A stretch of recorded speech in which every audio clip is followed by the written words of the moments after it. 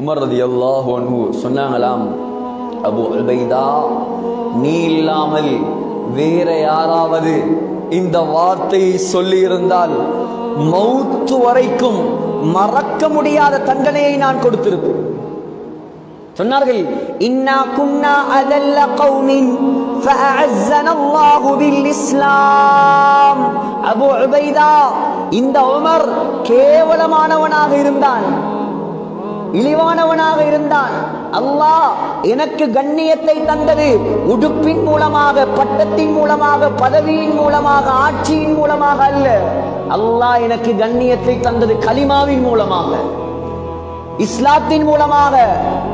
சொன்னார்கள், فَإِنِ ابْتَغَيْنَا الْعِزَّةَ بِغَيْرِ مَا أَعَزَّنَا اللَّهُ أَذَلَّنَا اللَّهُ.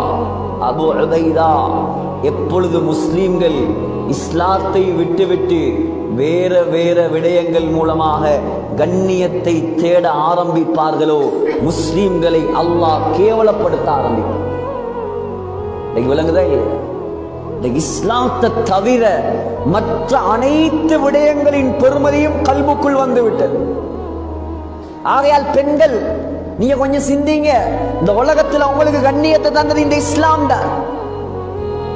இஸ்லாம் வருவதற்கு முன்னால், கலிமா உண்டாகுவதற்கு, ரசூலுல்லாஹி ஸல்லல்லாஹு அலைஹி வஸல்லம் நபியாக வருவதற்கு முன்னால், குர்ஆன் இறங்குவதற்கு முன்னால், இந்த பெண்களை ஒரு மனித படைப்பாக கூட அந்த காலத்தில் கணக்கெடுக்கவில்லை.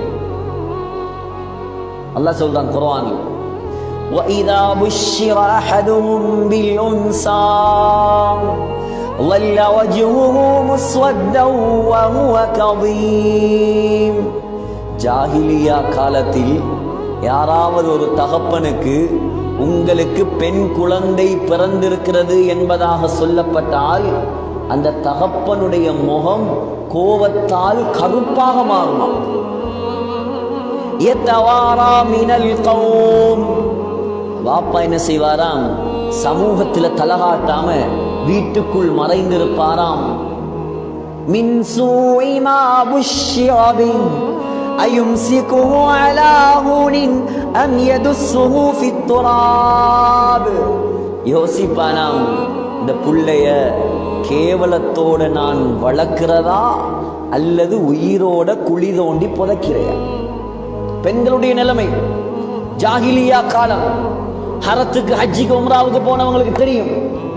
சுபைகா 84 நம்பர் கேட் பக்கத்திலேயே அடையாளப்படுத்தி வச்சிருக்கிறாங்க. என்னிடம் பெண் குழந்தைகளை உயிரோடு